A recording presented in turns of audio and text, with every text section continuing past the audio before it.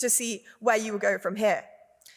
On a more serious note, I'm excited and happy to see that members of the Union, unlike our counterparts in America, are more comfortable with electing a highly qualified woman to the most senior office in this society. I hope that any American friends in the audience tonight are taking notes. Since Donald Trump returned to office, critics have repeatedly accused him of pushing the limits of presidential power and testing the boundaries of the Constitution.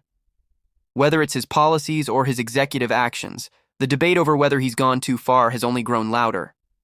Before we dive into the full story, comment where you're watching from, and don't forget to like and subscribe so you don't miss the next one. In today's clip, a young British student takes that criticism head-on, delivering a sharp and fearless speech right in front of Charlie Kirk. She doesn't hold back, arguing that Trump's actions have gone far beyond what any president should be allowed to do.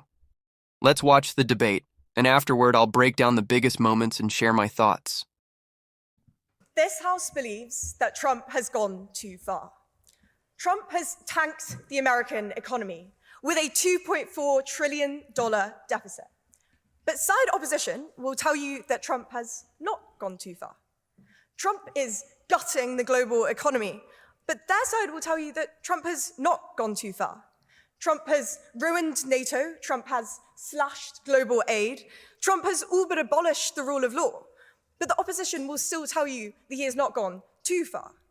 Trump has deported American citizens to camps without fair trial, but the opposition will still tell you he has not gone too far. Trump's budget will deny 14 million American citizens healthcare. Would 15 million be too far? Would 30? This is just year one. But no, still the opposition will tell you Trump has not gone too far. Trump is intent on relegating women to second-class citizens. Trump wants to end free speech as we know it. He is bankrolling Israel's Gaza genocide, and he's cozied up to Putin while throwing Ukraine under the bus.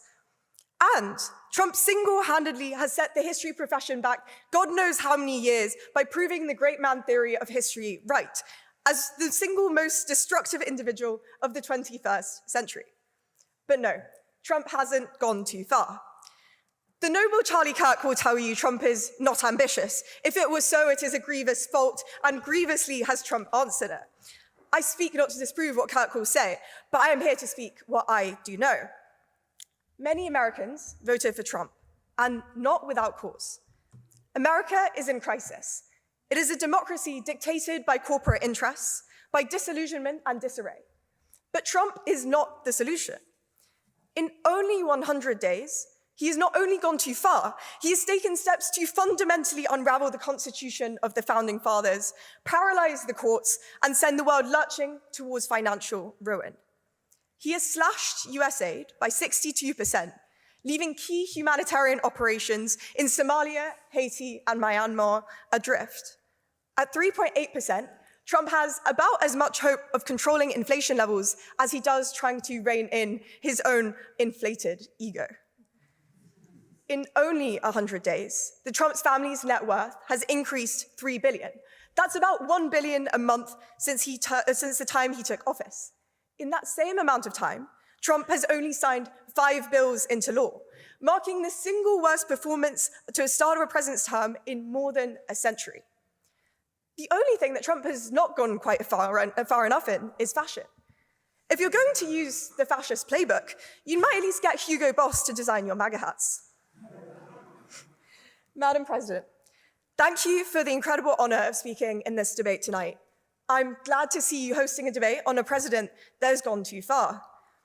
Although you yourself haven't tried to force through rules reforms in the House, appoint over 50 of your friends to committee as Nepo babies, or strike half of the union's electoral officials, which in my opinion shows that you clearly haven't gone far enough. That being said, you still have over 4 weeks left in office, and I'm incredibly excited to see where you will go from here. On a more serious note, I'm excited and happy to see that members of the Union, unlike our counterparts in America, are more comfortable with electing a highly qualified woman to the most senior office in this society. I hope that any American friends in the audience tonight are taking notes. Now look, whether you agreed with every argument she made or not, one thing is clear. She came with facts, confidence, and a message that was hard to ignore. And when it comes to the economy, that's where a lot of the criticism of Trump's second term has been focused. Critics argue that the latest round of tariffs could slow long-term economic growth, increase prices on everyday goods, and put more pressure on American families already dealing with the rising cost of living. If that happens, it's not just businesses that feel the impact. It's ordinary people paying more every time they go shopping. We've also seen growing frustration at town halls, where some Republican lawmakers have faced tough questions from their own constituents over the direction of the economy and recent legislation. That alone shows just how divided public opinion has become. Then there's the issue of job growth and confidence in the economic data. Whenever questions are raised about how those numbers are reported or interpreted, it only fuels even more political debate and public skepticism. The bigger point is this: supporters believe Trump's approach is necessary to reshape the country, while critics argue it's hurting the economy and pushing the limits of presidential power. That's the debate we're watching play out in real time, and it's one that's unlikely to disappear anytime soon. But what do you think? Did this student make a convincing case, or do you think she got it wrong? Let me know your thoughts in the comments below. If you enjoyed the video, don't forget to like, subscribe, and I'll see you in the next one.